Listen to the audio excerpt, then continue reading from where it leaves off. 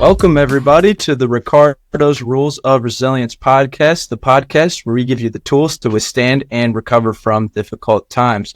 I'm your co-host, Coach Alton, along with Coach Ricardo. And today, you guys, we got a super special guest. We got Dylan Scott in the house, DEKA Fit Ultra champion and DEKA Fit Midwest Elite champion, among other things. Thank you for coming on today, Dylan. Yeah, guys, absolutely. Thanks for the invite, bringing me in, talking a little bit about resilience. Yeah. Before we get into talking about the Midwest DEKA Fit Weekend, a lot of our listeners, we have listeners that download from as far away as Japan who probably weren't at the DEKA Fit Weekend here recently. So let's just hear a little bit about yourself. Give them a background of who you are, Dylan Scott. So for anybody who knows me in the DEKA community, they probably know me as like the Hybrid Racon. We're going to talk about that next time. I got it. Oh yeah, we'll get to that. But I think if we go back to just like where does everything start for me? Can we get the state for me? I mean, man, I come from a cross country and track and field background. Growing up like most kids in the U.S., we played super young.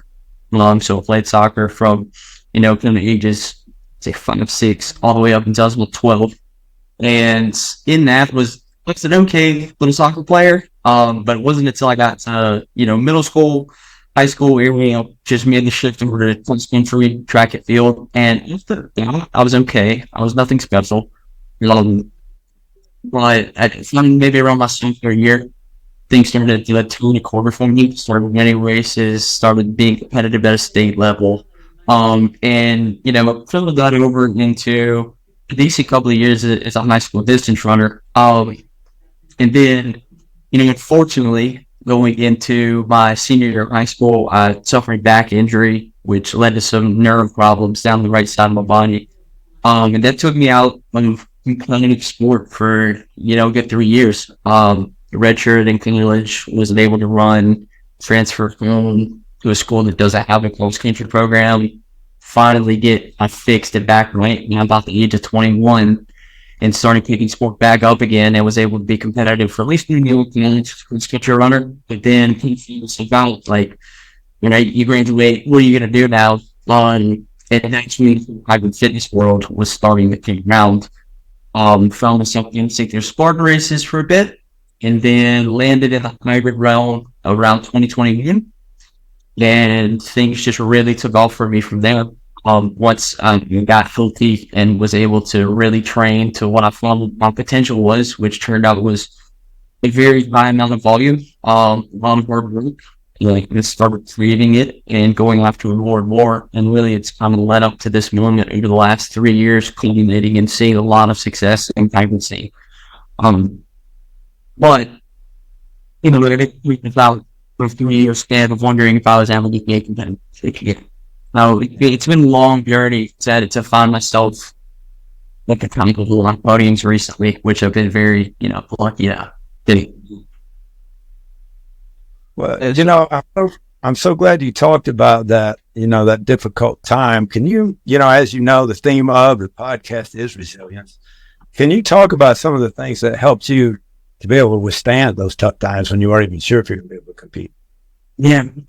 So it was really a rough, it was really rough in my life.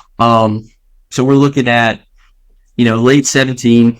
Well, I'm geared up for what I think is going to be a year where I'm like, I've done state championships a lot. I'd been really competitive the years before, silver, bronze, and I'm like, all right, the gold's there for the taking. And it's just one single training run. I remember very vividly, August 10th of 2013. I'm on a treadmill, and while I'm running, I drop and I shuffle my feet to move it out of the way. And whatever I did that day, weakened me back in an area that caused a lot of issues with me sanity. And so I went from being in probably the best shape of my life at that point to I can't run a step because the whole right side down to the Achilles just lights on fire with nerve pain. And we spent a lot of time figuring out. I'm driving back and forth to different specialists, and I mean, it took a toll on like the mental health, because that was the area of my life where I could, really get away from things. So we get to the point where, I'm trying to cope with what's going on at home. The home life's not going that great. And where I would go to kind of deal with everything would be to go out to the woods and run, but now you can't run anymore. So it's like your coping mechanisms are gone. You still need the stressful environment around you because you can't just change that. You're, 17, 18-year-old kid. You don't have that much control with those other things. And so I head to college, and I'm like, we'll get this right. We'll do the rehab that we need to do. We'll see if we can get things fixed. And in that juncture there, I was planning on coming to college, running with people, making the same kind of bonds and relationships I made with my cross country dream team in high school. Well, when you're injured, you can't really do it. Nobody's cross training with you. You're working out there yourself. You don't really create those relationships. You're on the team, but you're not on the team. So there was like a lot of social. Just there was no adhesion. Like, nothing. So I was kind of very much a winner, and they didn't make things any. So we get to the point where I'm not getting healthy. I'm not racing. I'm like, why am I here at college? I'm away from Cologne. So transferred down to finish up. The school that I came back to is called Landon University, little hometown school. Switched my major over. I'm a pre-med major. When I came back, and I'm just like, I'm gonna try and use my study to figure out my body, to figure out how the heck I can fix this, because that's all I'm worried about in that time. I think from a resilient standpoint, the one thing that I refused to stop doing was pushing myself, because I thought that if I ever just gave up on the idea that I would come back someday, when I lost hope, it was it. If it ever said, this is life, I'm not going to be a competitive athlete anymore, my body's done, be done. It would be done. So, I mean, it was to the point where I would do silly stuff. Like, I would lay down, get up as fast as I could, lay down, get up as fast as I could, because I was like, okay, it's not in pain. It's the one thing I could do pain-free, kind of, and it's sort of stressful in the body, and it's something like a birthday, but I don't like a birthday, but you know what, we're going to do as many of those as we can. Well, you do for like just do 7 days, just like, this seems difficult, and I can kind of do it pain-free. All right, keep it at the point bag. Come on. Just never let yourself get used to being comfortable, because of scale of wisdom. So finally, what happens late into my sophomore year of college, I go to a specialist in Greensboro, North Carolina, who figures out, like, hey, we need to put you on a specific medication that's going to help with the referred nerve pain, and we'll put you on a higher dosage and then for a while, and then just slowly taper it off, and that should like work. You're probably going to be taking medication for, I don't know, still for as long as you're going to be a competitive athlete. But this, and it did. It finally allowed me to start training again. It dampened the pain down to where it was like a manageable level, and now to the point where it's almost non-existent. As long as I'm continuous on a very low dose of what it takes. And so maybe you can just swing things. I noticed that one thing that never did leave was that mental age. And so when I started to back into it, and it was like, hey, it's time to start getting uncomfortable again. It's time to start training hard again. I was like, oh yeah, we're still used to them. That never went away. Like, we know him. And so that was nice to come into cross country, get to race one more time, get to wear college jersey. That really meant a lot to be able to get there. But then we have to figure out, well, what are we going to do as a competitive athlete? There was nothing that I ever doing, I think, through high school or through a little bit of college that anybody would have said, hey, this guy one day can compete on a world stage at anything. There's never that special. Moms weren't that great. The only thing that I ever remember people remarking about is that was it. They were like, he's good and he really works hard. Like, he'll run himself into the ground day and day. And I valued that, and I was really happy that was what people saw in me. Because I thought, that's a very transferable career. If you're willing to work really, really hard and be uncomfortable, and that will go to other things. And so like 2019, I'm trying to figure out what do I want to do. Because I'm like, yeah, I can compete again. Let's go. So start getting into the Spartan scene, and then after a couple of races there, I'm like, okay, I'm a decent like trail road like runner, but the obstacle proficiency is not there, and I'm starting to gear up for 2022 or 2020 season for the second time, and then like COVID shuts everything down. So I'm back home. There's a lot of free time because you're just sitting there waiting to figure out what is the world going to do. I'm doing the work I can do to the capacity, but with a 5 travel job during a time where they're like, don't travel at all. There's not really much travel. So I'm like, well, I can't really go anywhere. So I'm looking out and cleaning along, and then somebody sends me this thing, and they're like, hey, you should give this a try. It's HYROX BCF. It's the Virtual Championships of Fitness. It's 4 workouts across like 4 weeks. There's a bodyweight division. There's an equipment division. Equipment division needs a rower and 2 35-pound dumbbells. I didn't really have those, so I was like, what do it is? And so I take a look at that, and by the end of it, I win the age group, and I finished, I think, 10th overall, which is nothing special. I mean, 10th overall is fine, but I calculate I'm like, this is a bodyweight workout. I'm 6'2" and lanky as I'm get out. Like, I can't do lunges and air squats and burpees as fast as other people. But the thing that really cooled me, I mean, I'll never forget, is I look at the leaderboard and I just see a ton of flags. And I'm just like, these are all over the world. Like, that's Ireland, that's the UK. Like, oh, they're right there. That's Germany. That's Slovakia. Like, okay, so I'm 10th, and these are all over the world. Maybe I'm not a bad athlete. So what ends up happening is by 2021 in April, I take probably my first race. That's where all the hybrid starts for me. I'm trying to qualify through a second BCF. They were like, hey, you're top 3 guys. If you finish there, we're going to put you in this elite wave in Dallas. And I went through 3 workouts, and I was like, man, the longest workout's like 18 minutes long. The whole race isn't. Like, why are we predicating getting in off of an 18-minute workout when everything is an hour long, and I'm good once we get past 45 minutes? It's not easy with me, to be honest. The reason guys just put me in here. Like, I know they finished like 6th in this, but you gave us a bunch of CrossFit workouts, and I'm a shitty CrossFit. Like, I can't do this.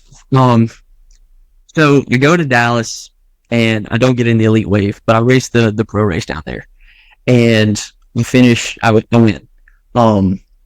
And I look at the times, and I go, okay, the 2 guys that beat me in the elite wave are Hunter McIntyre and David Magida.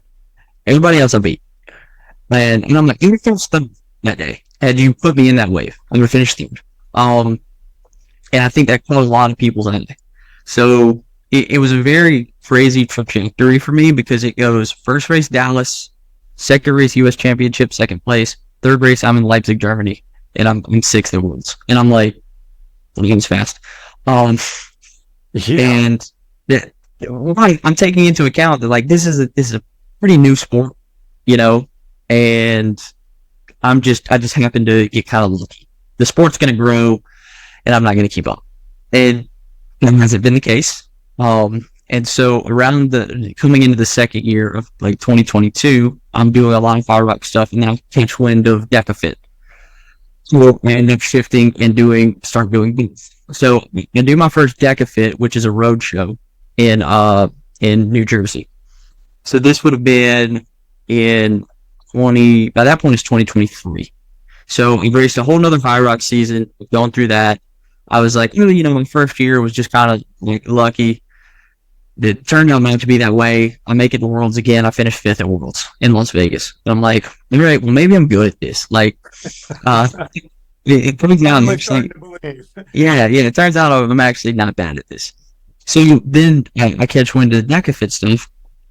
In the process, I had moved from South Carolina to New Hampshire, and I lived up in New Hampshire from 2020 to like 2022 late. So I'm moving back down. There's a DEKA Fit Roadshow in New Jersey on the way. So I come putting in. I've got a Prius. I've got a Yuki with something making a Prius. I've got my dog, and I've got my hamster, and I've got my pregnant, soon-to-be wife. Now, wherever I'm at, like, it's good with me, boys. Yeah.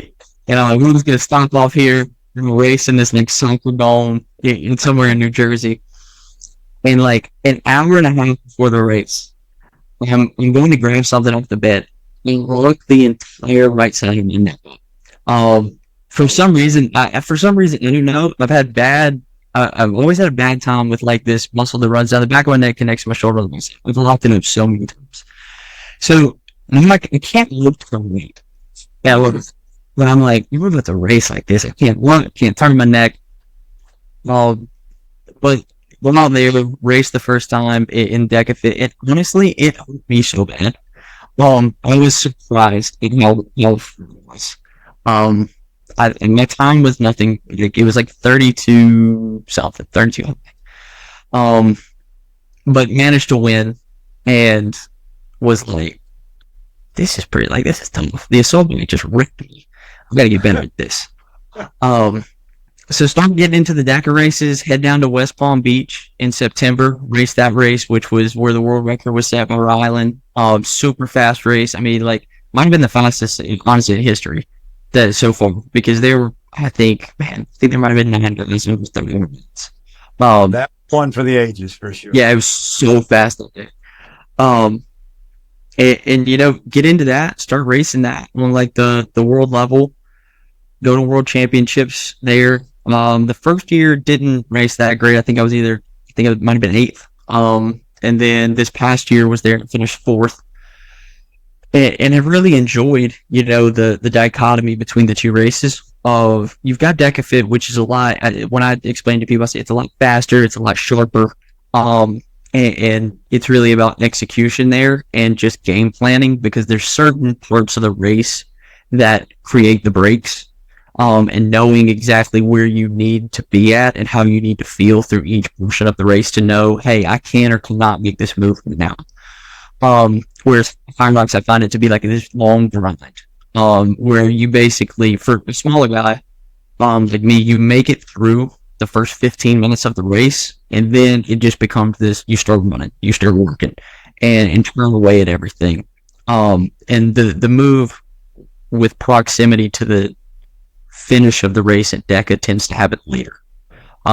Whereas in HYROX, like, it's pretty well known that whoever leads coming out of the sled pull is normally your winner. That's been a very, like, good predictor. And then when you look over at DEKA Fit, it's whoever kind of leads coming out of like the bike tends to be your guy. That's where your breaks happen. So it's fun to race both of them. And then of course we had, you know, let's see, weekends ago it is now. I've been training too much.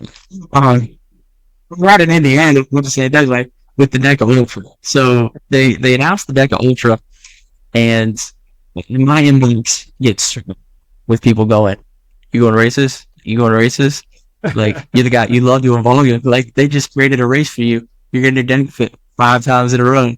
And I'm like, I mean, we'll see. We'll see. It really just depends on, you know, work schedule, life schedule. I've got a, you know, 1.5-year-old now that is my wife, to the point where she's like, Dylan, if you go race again, I'm going to beat you outside the head with a pan. Like, I can't. I need you to break for this kid. Even need sometimes. I love it, but there's gonna be a little wild. Yeah. But it did. Boys. Let me tell you, that's raising boys. It's been so much fun. Right. It's early days. You know, they get here, and they change so much so fast to this age. Every time I leave for a week to go on a trip, I come back. I knew it was something else he's been done. And so it's so much fun, and have him as a partner. So it just so happened that I was going to be going for work anyway, and I was like, hey, I'm just going to extend this trip out here, you know, the day. So he was like, and so we go into that weekend, and I'm really worried that I'm even going to be able to compete. I had so many like foot and ankle issues just pop up out of nowhere over like the 3 weeks leading into it. I would just didn't do anything to hurt myself, and suddenly I had a bunch of in medial ankle issues on the left leg, and I was like, "How am I going to turn 400 times?" And I was like, and Yeah. so luckily, like one of the companies I work with, I was using a lot of their like CBD rubs and stuff to help with the inflammation and everything and recovery. And then I also worked with like this quantum tape company and started using a lot of their stuff to help stabilize the ankle, and usually healed up really fast. And I was lucky that I showed up on Saturday and was able to race that morning. And I get out on Saturday and I'm like, all right, this will really tell me I'm going to be for Sunday. I wake up Sunday morning, and then it was really going into it, figuring out how fast can we and what's the best way to attack this. And I mean, right a lot of time just in planes and driving to get to Fort Wayne, and I was thinking about the competition. Of course, I'm thinking, all right, so do I race to the people I'm racing against, or do I race to the club? Because when you're racing to win. And then unfortunately, one of the better guys that was going to be coming out there, Isaac Sanderson, his flight, got a little messed up going from Utah, so he had to dip, and he couldn't make it. But then I was still like calculating in my head. I'm like, well, we got one guy who's like a 252 marathoner, who's fairly strong up here, and then we have Grady Jackson, who, I mean, he's a good like trail athlete and stuff, so he's going to be, a tough run. And what I came into is I had written all the numbers and done all this stuff, and I just said to myself, you're just going to forget it.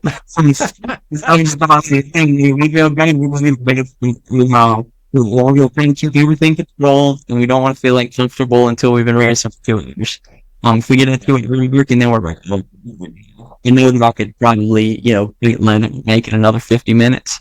But if we're holding them all in, I'm like, so I really went by feel, made sure not to cut off. I didn't want to watch. I didn't want anybody telling me splits. I just wanted to kind of, I just wanted to be done and run.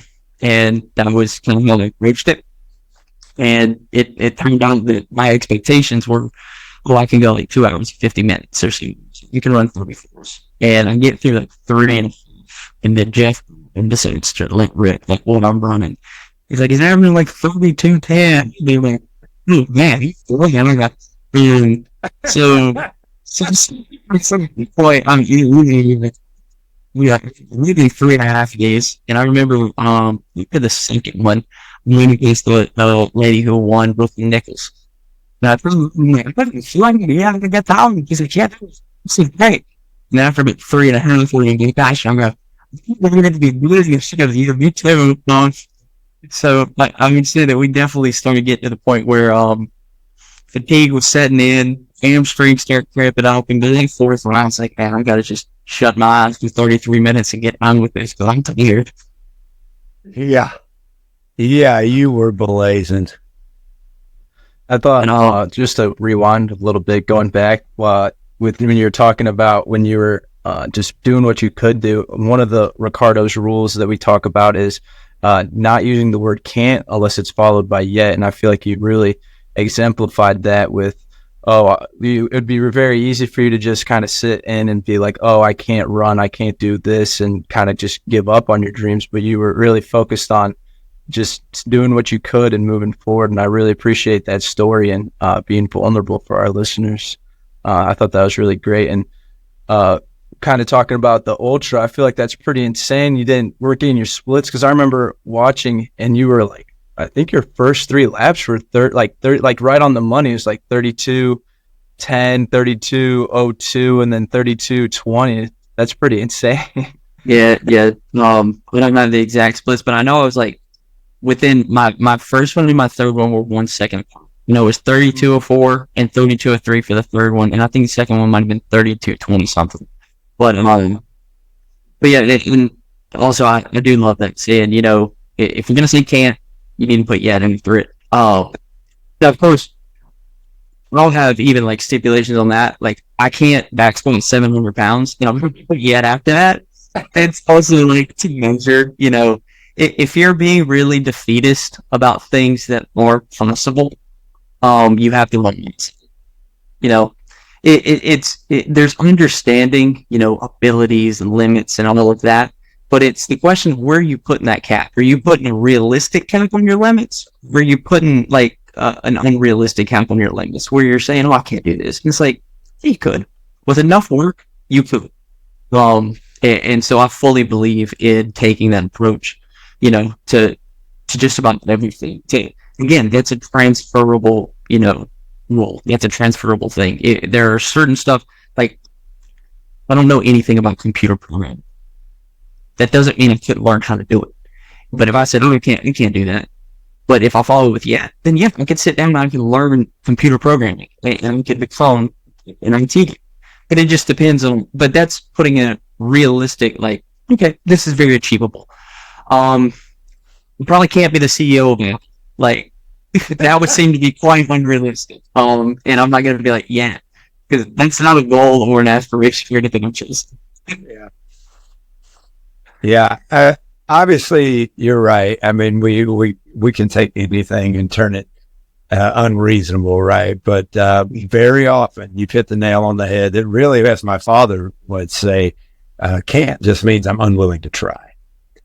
Very often.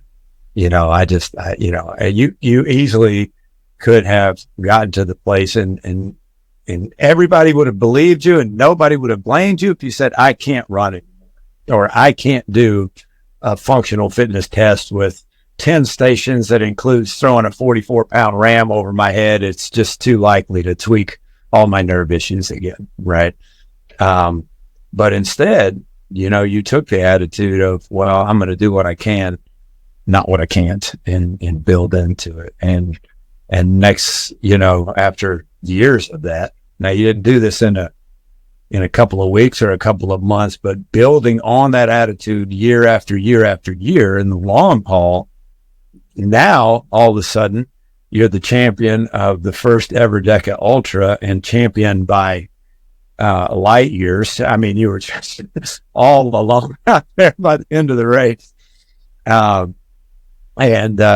Just smoking it. And what's really interesting to me, you've described yourself, and not everybody watches the video version of this. Some of our listeners are just listening to it, so they wouldn't necessarily see. As you said, you're 6'2", and I don't know, what do you weigh? 120 pounds? About just under like 165. Yeah, I kind of float around that area. Yeah, 6'2", mid 160s. A very thin guy, so your build, you also could look at it and say, no, I'm a runner. I'm not the guy that's going to be throwing the 60-pound ball around and 44-pound ram over my head and 55-pound ram for the lunges. You could also take that out, and use your body type as an out, but instead you played to your strengths and you conquered your weaknesses and lit it up. And part of that was your approach to burpees. I had never seen that form on burpees. Is that something you came up with?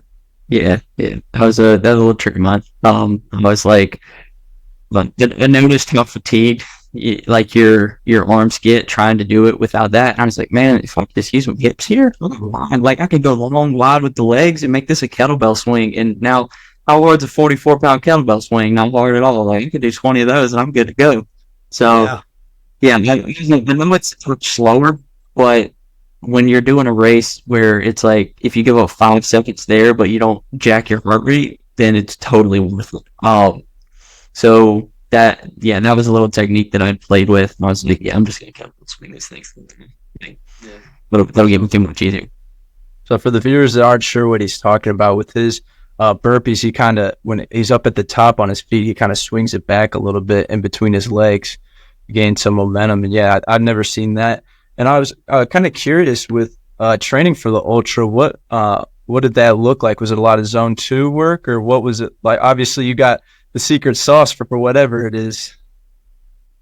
Like, I'll be completely candid here. I didn't do any specific training for the Ultra. I really didn't. I was actually kind of stressing about it, because I was talking to my wife and I was like, Maria, I haven't done anything like specific for this. I've just been working out like I normally do. So I have not done a single like run through like that. I've just been doing my workouts.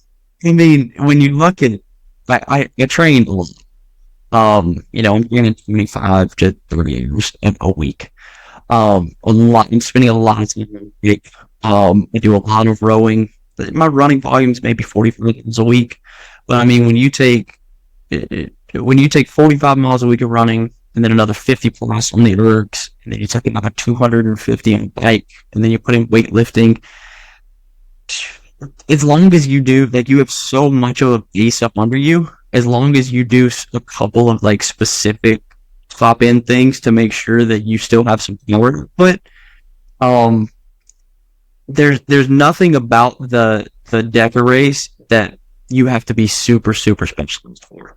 I do a lot of bike work already. The bike is what really makes or breaks the race a lot of times, and the shoulder stuff, I'm already running a good bit. And so it's a little different from HYROX. You need to make sure that you practice your wall balls and your sled work, because, a wall ball is you either make the rep or you don't. So when you start blowing up there, you're kind of done for it. For your sled work, there's just a peak power output and a peak amount of strength that you have to be able to exert. On the tanks, it's going to move. It's just how fast. And so I knew that I had a really, really good threshold. And I think that you just have to build that. And I think, honestly, rowing is one of the best ways to build full body muscular endurance. And so if you're doing a bunch of erg work and then you do some sprints and stuff on top of that, to make sure that your heart rate can go up and that you've done some lactic threshold work and all of that, you're going to come in with a body that's ready to take a beating, to be honest. Which is what that race, that's what it asks for. It doesn't ask you to be that fast, that strong. It just asks, hey, can you just sit here on this kind of uncomfortable line to take a beating for about 2.5 hours? And it's something I'm pretty good at. Well, you've alluded to the fact that, you never got cocky, and it took you a little while to get your confidence even to say, hey, I belong here. And for viewers or listeners that don't know, the reason you and I connected, even though we're both Lander University alumni, that's not how we connected. Wait. No, is that true? Yeah, I went to Lander University, Greenwood, South Carolina. Yeah. You really did? Yeah, I probably graduated before you were born, but yeah, that's where I've got my certificate. That's crazy. I had no clue. Yeah. Look at that. We got another Bearcat in the house. Let's go, boy. Yeah, who knows if our producer will edit this out? But yeah, right there's the. I don't know. Oh, well, you got the screen blurred, so I could say anything. Oh, does it? Yeah. If you get a lot of puns, yeah, that leads off low envelope. Yeah, you're not wrong. You're not one of those things anymore. Yeah. So that's that.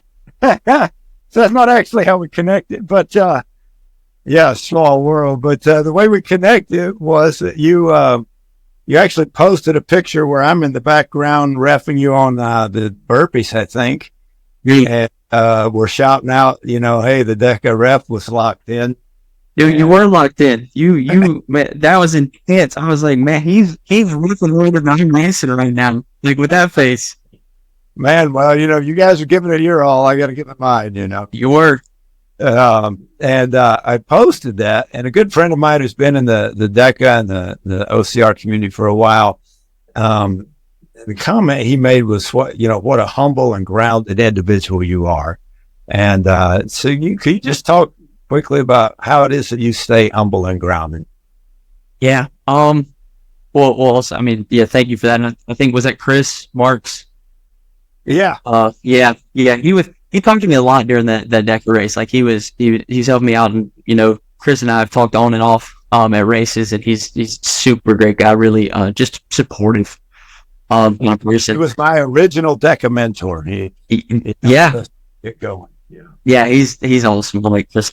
Man, I don't really know. I feel like maybe some of it is knowing so much about sport and how good people are at certain things, that when I'm good at something, I understand that relative to I know how good rowers are. like people see Mo rowing, they're like, oh, he's really fast at rowing. And I'm like, actually, you know how fast you're. And then I'm like running. My things for runners. And so it's hard for me to ever like look at things and not understand that there are guys out there that are gonna just drag me. Why am I gonna like beat my chest about being good? I don't know. It just felt like pretty close is genuine, and it's not in my head. Like occasionally, there's times when I'm training, and I do get so jacked up like on myself, and I'm like, I am the greatest, and I will be the greatest. But that's such like you have to have a little bit of that crazy in you to even believe that you can compete in a high level. There has to be a little bit of delusion. But I know that when I see people who they're never critical of themselves, they're never supportive of other people, and they're just constantly telling you how great they are, I get sick of it. And I know that if I get sick of it, other people would get sick of it if it was coming from me. So I'm going to tell you when I'm good and where I think I'm good at. And I'm also going to tell you where I fall short, where I can improve. And when I see other people doing great, I'm going to tell you this person's doing great and this is why. Because I don't want everything to be about me. It's a follow existence. You know, everything is about you. In my opinion. I really love how you define that are describing that, because that actually fits in with my definition of a humble or an arrogant person. A humble person has an accurate assessment of their strengths and weaknesses, and an arrogant person has an inaccurate assessment of their strengths and weaknesses. In other words, an arrogant person tends to think they're better than they are in certain areas, right? So I really love hearing you describe that. I know Coach Alton is wondering something. Yeah, so it's your Instagram handle and even your name on Zoom, the Hybrid Raccoon. Tell us a little bit more about that nickname. Yeah, so that nickname ended up coming up from the DEKA Fit World Championships in Atlantic City. I coming in that race, like for some reason, I guess I got really sleepy, and when I get really sleepy, I get these terrible dark circles on the mountains. I'm also known for just eating boredom. So I'm walking like over between the hotel and the race, and I'm eating some junk that I got from 7-Eleven. And I look these like big circles under my eyes, and my friend here, she turns to me and she goes, "You're just a raccoon of a human." And I played right into it. I'm like, yeah, I am. I'm a hybrid raccoon. Okay, that's what I am. I'm a hybrid racing raccoon. And so I'm just deciding, I was like, I love this. Like, I love everything about this whole, like, he eats junk. He's like, we'll fight you in a dumpster kind of guy. So like, sweet. He's got Jason Realistic handle to the hybrid raccoon, and I can play with it because that is genuinely who I am. Just a tremendous panda of a human who loves to compete. And so I ran with it, and people have really liked it. I really enjoy it. I get all kinds of like raccoon memes and stuff sent to me on Instagram consistently anytime that there's a raccoon video that blows up. So, and that makes me happy. So I'm like, I get to see little furry silly animals. That's how the nickname came around. I don't think it's often that you get to give yourself your own nickname. Everybody just goes with it. So feel lucky in that case. Right on. And I had one more question. I saw on your Instagram story the other day, you said something about you're going to continue your tradition of not adhering and trying to qualify for the Olympics. I wasn't sure if that was a joke or what that was. If you could tell us a little bit more about that. Yeah, so I was sitting there watching the Olympics. I guess it was Sunday. And one thing, and my wife will tell you this, I'll crack myself up. I say things and make myself laugh. She's like, "You're such a loser." And I'm like, "No." So I said they watching the Olympics, and I just learned how. What exactly? Well, I was like, for those of you wondering, I will not be competing in this year's Olympics. I'd staying from the Olympic trials over meeting any of the qualification standards that are needed to make it to the Olympic trials, and I will adhere to this as I've had since I was born. Because I'm not the Olympics in anything. It's just so stupid to put out there that I'm going to be like, "Hey, figure out different ways." That the only thing that I've ever thought that I could make it to the Olympics is, and I need to learn how to roll in water. is a lightweight doubles rubber. It's the only thing that I have any chance. And the chance there is still thinner than this paper over here. But again, that would be it. And more likely than not, you will never see me in the Olympics for anything. Unless there's a DEKA Ultra. If the DEKA Ultra in there, I might be lying. Then hopefully I would be selected as part of the U.S. You might have to break with your tradition. I would. And let me tell you, you break with that tradition. I can't. Yeah. Ooh. Well, I know you got to go, and we always have one final question for it. Yes, I'll ask you. All right. So one of the questions we like to ask, maybe me and Coach didn't hit on something you wanted to talk about and ask quite the best question. So we like to finish up with one thing you want to tell the people, kind of your moment to just what you want to let the listeners know. Yeah, I think one thing that I really want people to know, and one thing that has been big for me is the idea of hope in life and in any pursuit that you have. I've often thought that the one thing that keeps people going through some hardest circumstances that they will ever experience is hope. It's hope for something better. It's hope for whether it's, you're going through chronic pain, whether you're going through just a terrible circumstance. If you ever lose hope, it's all gone. And for whatever you're fighting through and whenever you're fighting through it, keep hope that it will get better.